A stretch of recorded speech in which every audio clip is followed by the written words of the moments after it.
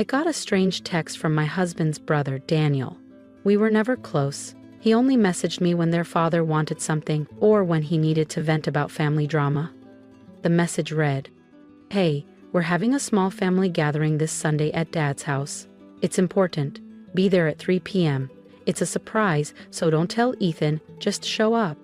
I frowned at my phone and showed the message to my best friend Natalie. She immediately looked suspicious. Why wouldn't Ethan know about a family meeting? He's always the first to be looped in on these things, she said. She had a point. My husband Ethan was ridiculously close to his family. If they were planning something big, he would have mentioned it. I decided not to say anything to him until I found out what was going on myself. That Sunday, I arrived at his father's sprawling estate. The moment I stepped inside, I knew something was off. The entire family was already gathered in the living room. His father, Richard, his mother, Linda, Daniel, his younger sister, Emily, even his aunt and uncle from out of state. They sat in a semicircle like some sort of tribunal. "Sit down," Linda said. Her tone clipped. I remained standing. "What's going on?" Richard slid a folder across the coffee table toward me. "We need you to sign these, it's for the best." I picked up the papers and glanced at them. My heart nearly stopped. Divorce papers. I let out a short, disbelieving laugh. "You've got to be kidding me." Linda folded her hands in her lap and gave me the same condescending look she always did. "You don't belong in this family, Sophie. You don't respect our values, and you're holding Ethan back." Emily smirked. "We're handling this so Ethan doesn't have to go through the stress. If you sign now, we'll make this easy for you." I looked at all of them, my stomach twisting at their arrogance. Did they really think they could push me out of my own marriage like this? "Where's Ethan?" I asked. "He's not here," Richard said. "He doesn't know about this. We're trying to spare him from making a difficult decision." I shook my head in disbelief. "So you're ambushing me with divorce papers behind his back and expecting me to just go along with it?" Linda smiled like she had already won. "It's for the best." That's when I reached into my bag and pulled out my own folder. I tossed it onto the table. "Actually, I have a surprise for you too." Richard frowned and grabbed the folder. As he flipped through the pages, his face turned a deep shade of red. His hands trembled. What is this?" he stammered. Emily peeked over his shoulder, her smirk vanishing. "How did you get this?" I crossed my arms. "I've known for a while. I was just waiting for the right moment." Ethan's uncle picked up a sheet and scanned it, his brows furrowed. "Richard, is this true?" The room fell into a tense silence. Richard didn't answer. His mother looked horrified. Then, right on cue, Ethan walked in. "Hey, Dad said there was some kind of..." He stopped mid-sentence, his eyes darting between the stack of papers and the stunned expressions around the room. "What's going on?" Linda straightened up quickly. "Ethan, sweetheart, sit down, we can explain." Before they could spin their story, I turned to Ethan. "Your family tried to force me to sign divorce papers behind your back, but they weren't expecting me to have my own paperwork." Ethan looked at me, confused. "What do you mean?" I pointed at my folder. "That's proof of everything I found. Bank records, hidden transactions, emails. You should take a look." He hesitated, then picked up the papers. As he flipped through them, his face went pale. His hands tightened around the sheets.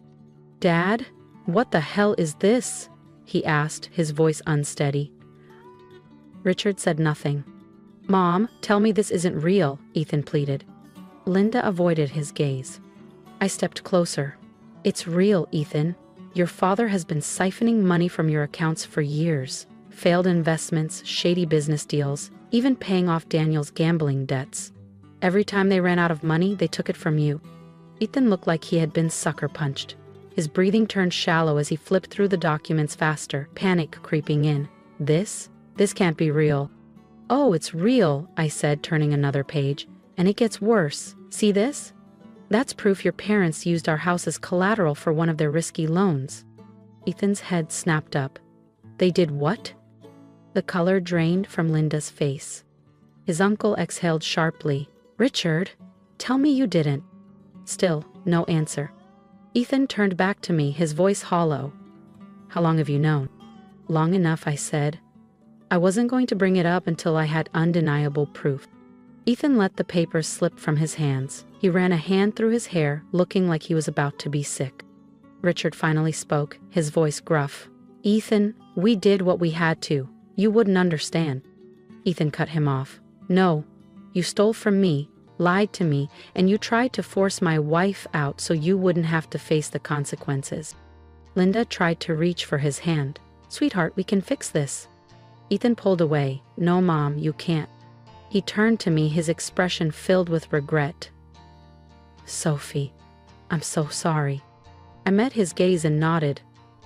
"I know." As his family sat there in stunned silence, Ethan grabbed my hand. "Let's go," he said firmly.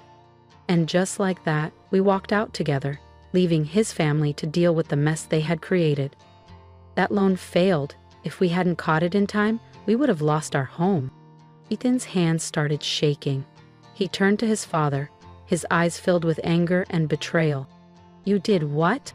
Richard's jaw was clenched so tight it looked painful, but I wasn't done. "Your family made me the villain, Ethan. They painted me as a distraction while they drained your money, and now that I know the truth, they tried to get rid of me before I could tell you." Emily snapped. "That's a lie." I looked at her calmly. "Oh, really?" I reached into my bag and pulled out another folder, tossing it onto the table. Copies of her messages, bank transfers, undeniable proof. "Maybe explain why you were bragging to your friend about how easy it was to trick Ethan into signing financial documents without reading them." Emily's face turned bright red. "You?" I cut her off. "I have screenshots, your messages, your transactions, everything." I turned back to Ethan, my voice steady. "Your family isn't just selfish, they're criminals." Richard's fist slammed onto the table. "Enough!" I met his furious gaze without flinching.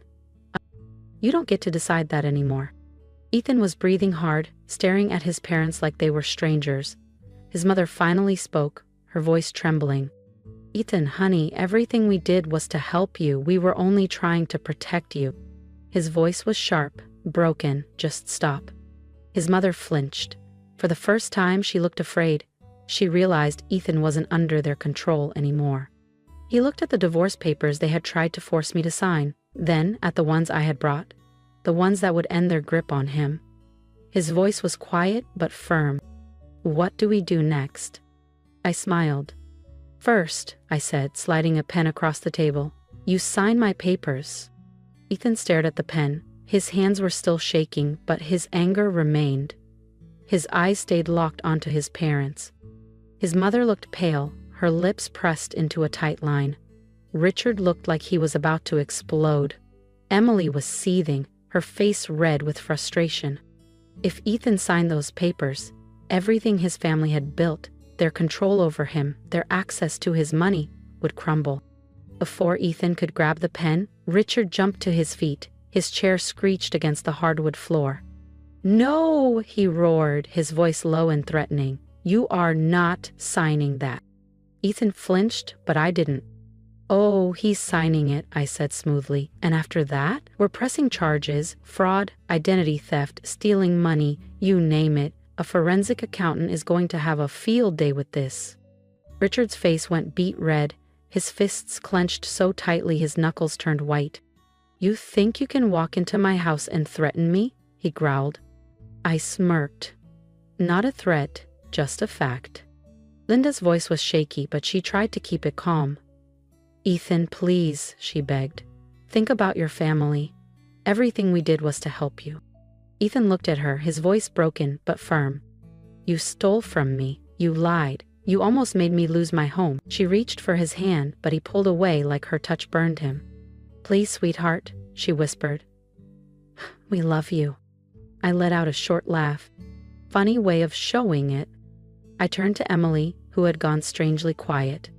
"No smart remarks, Emily? No insults?" I taunted. "Or are you just now realizing how screwed you are?"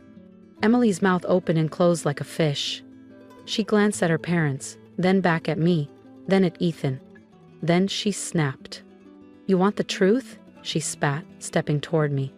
I raised an eyebrow. "Go ahead, I love the truth." Emily sneered. "Fine, you were never part of this family. We only tolerated you." The only reason my parents didn't kick you out sooner was because Ethan was too stupid to see through you." Ethan's fists clenched. "Emily." But she wasn't finished. "You're nothing without Ethan," she said bitterly. "What will you do when this is over? Ethan's success? That came from us. His connections, ours. His opportunities, ours." I just smiled, watching as the last shred of their mask crumbled. They had already lost. Ours. Take him away, and you'll see how fast your life falls apart. I tilted my head. "Is that so?" Emily crossed her arms, smirking. "Yeah, go ahead, leave, divorce him, take your little revenge. But in the end, we win." I chuckled, then, without breaking eye contact, I pulled out another folder. Her smirk disappeared. "What's that?" she demanded. I grinned. "Oh, Emily," I said, tapping the folder against my hand. "Did you really think I wouldn't dig deep before coming here?" I tossed the folder onto the table, right next to the divorce papers. "Let's talk about embezzlement." Emily froze. Richard's head snapped toward her so fast it was like he'd been slapped. "What?"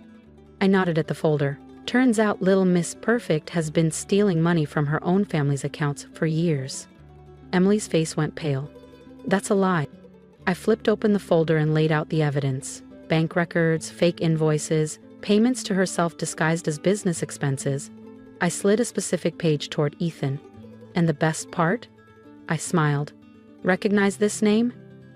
Ethan read it, his eyes going wide. "This is Derek." Emily's expression turned wild. "Shut up!"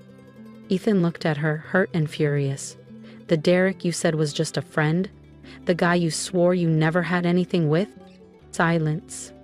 "Well," I said, shaking my head, "not only did you steal from your own family, but you were funneling money to your side piece." Emily lunged at me, but Richard grabbed her arm. "Is this true?" His voice was low and dangerous. Emily yanked her arm away, but didn't answer. She couldn't. Her father's face twisted with rage. "You idiot!" he shouted. "Do you have any idea what you've done?" Linda's hands flew to her mouth. "Emily, tell me this isn't true." But the look on Emily's face said everything. "Oh, this was good." Ethan turned to me. "How long have you known?"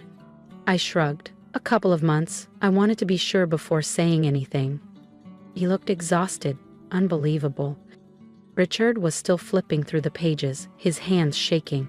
This is a disaster." "Yup," I said cheerfully. "And now, it's your problem." I turned to Ethan. "Sign the papers, let's end this." He looked around, at his mother crying into her hands, his father staring blankly at the table, and Emily, trembling with rage. Finally, he picked up the pen and signed. Their control over him? Gone. Richard clenched the edge of the table, his voice dripping with anger. "You're going to regret this." I smiled. "I doubt it." I picked up my papers, grabbed Ethan's hand, and walked out, leaving their perfect world in ruins. Revenge is best served slow and out in the open. Phase 1. Financial destruction. I handed all the evidence over to a lawyer and a forensic accountant, and when you mess with money the way they did, the IRS gets very interested. Within weeks, Richard's business was under investigation. His fake reports and shady loans? Exposed. And since they used their house as collateral for their failed investments, the bank came knocking. Their big fancy house in Savannah? Gone. Their luxury cars? Repossessed. Even their family business, passed down for generations, collapsed under lawsuits and unpaid debts. I heard from a friend that Linda had a total breakdown when the bank took their house. Did I feel bad? Not at all. Emily, the so-called golden child, thought she was untouchable. She wasn't. The money she stole, the fake invoices, the payments to Derek, I handed everything over. And just like that, her perfect little world started crumbling. With Richard's business collapsing, there was no one left to cover for Emily. She was charged with fraud, money laundering, and theft. When she got arrested, I actually popped open a bottle of champagne. She tried to play the victim, sobbing to anyone who would listen, but it didn't work. I made sure her employer knew everything. She was fired and blacklisted from any company that mattered. And Derek? Oh, he vanished the second things went south. leaving her alone to deal with the wreckage. Last I heard, she was stuck working a miserable job, drowning in debt, and completely shunned by the high society crowd she once bragged about. Good riddance. Ethan and I finalized our divorce quickly. I got everything I deserved, my share of our assets, the house they tried to gamble away, and peace of mind. Ethan wasn't innocent in all of this. He had let his family walk all over him for too long. But once he saw the truth, he cut all ties with Richard, Linda, and Emily. I'll give him credit, he didn't fight the divorce, he signed everything, apologized for being blind to the truth, and walked away from them forever. As for me, I took my settlement, moved to a new city, and built a happy new life for myself. A life where I was finally free. The last thing I did, I made sure everyone knew the truth. The rich families they used to impress, the business contacts, the so-called friends. Instead of success, their family name became synonymous with shame. No one wanted to be seen with them. They were ruined. And me? I was thriving. Revenge isn't always about getting back at someone. Sometimes it's about letting them destroy themselves. And I got to watch the whole thing. The end. What do you think? Did I do the right thing? After everything they put me through, the lies, the manipulation, the betrayal, I chose to stand up for myself and take back my life. I walked away with my freedom, my dignity, and my future intact, while they were left to deal with the consequences of their own greed. But was it enough? Was I too harsh? Or did they get exactly what they deserved? I want to hear from you. If you were in my shoes, what would you have done? Would you have handled things differently? Drop a comment below and let me know your thoughts. And if you've ever had to break free from toxic family members or manipulative in-laws, share your story. I know I'm not the only one who has faced this kind of betrayal, and your experiences could help someone else find their own strength. And if there's one thing I've learned from all of this, it's this: never ignore the red flags. People will show you exactly who they are if you pay attention. Trust your instincts, protect yourself, financially, emotionally, and legally. If something feels off, it probably is.